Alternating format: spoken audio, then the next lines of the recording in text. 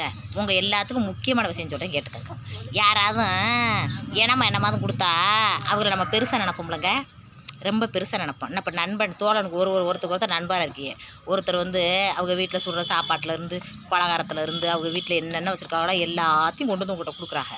அப்போ இன்னும் க்ளோஸாக பழக்கமாவிய ஆத்தாடி இன்னார் நல்ல மனுஷன்ப்பா, வீட்டில் சமைக்கிறது அம்பட்டையும் கொண்டு வந்து கொடுக்குறியா அப்படின்ட்டு இன்னும் பாசமாக தானே அவங்க. எங்கள் வீட்டுக்கார் மட்டும் கொஞ்சம் வித்தியாசமான டைப்பு. ஒரு அண்ணனோட பழகி இருந்தார். என்னடி கையை கட்டி பேசுகிற, நான் பேசிக்கிட்டு இருக்கேன் இருடி பேசாண்டு. எங்கள் வீட்டுக்காரர் ஒருத்தரோட பழகினார். அவர் அவங்க அப்பா பலாமரத்தோப்பில் இப்போ காவலாளியாக இருக்கார். அதில் ஒரு மரம் காற்றுக்கு சாஞ்சு விழுந்துருச்சாங்க. அப்படி விழுந்த உடனே எங்கள் வீட்டுக்காரோட பழக்கத்தில் இருக்கிறதுனால ஒரு 30 பலாப்பழம் இருக்கும் பார்த்துக்கோங்க. கொண்டு வந்து ஒரு மீண்டோரில் கொண்டு வந்து அம்புட்டை இறக்கி வச்சுட்டு போயிட்டாப்புல. இந்த வீட்டில் இங்கனக்குள்ளே அந்த அறுப்பாருங்க திருநை, அந்த திருநையில் இறக்கி வச்சுட்டு போயிட்டாருங்க. திருநை தெரியுதா, அதில் இறக்கி வச்சுட்டு போயிட்டாருங்க.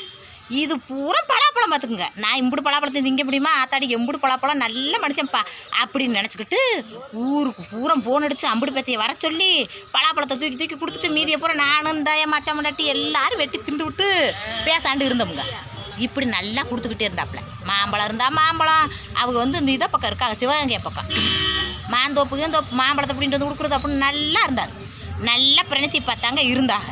இவர் வாட்டுக்கு இருக்க வேண்டியதானே, வேலை பார்த்துக்கிட்டு இருக்கிற இடத்துல 4-5 பேரோட பேசுனா பழகுனா இலவட்ட போய் அவன் பாட்டு பழகிட்டு போகிறேன் நம்மளுக்கு என்ன அப்படின்ட்டு இல்லாமல் அந்த பழகுன பிள்ளைகிட்ட போய் இங்கேயே தங்கச்சி இங்கே வா, அவன் சரியில்லாருவேன் பார்த்து இருந்துக்க அப்படின்னு அறிவுரை சொல்லியிருக்காரு அந்த பிள்ளைகிட்ட.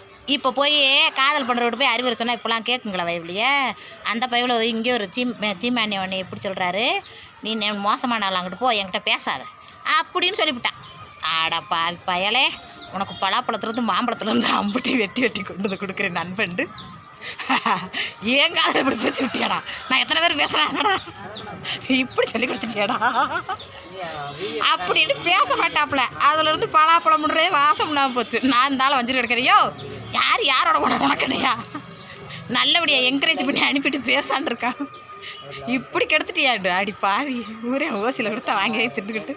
நான் பாவம் குமரி பிள்ளையாருக்கு கஷ்டத்துக்கு பஞ்சு முள்ள வேலை பார்க்குதுங்க. அதோட விவரம் தெரியாமல் தெரியுதுங்களேன்னு சொன்னேன்.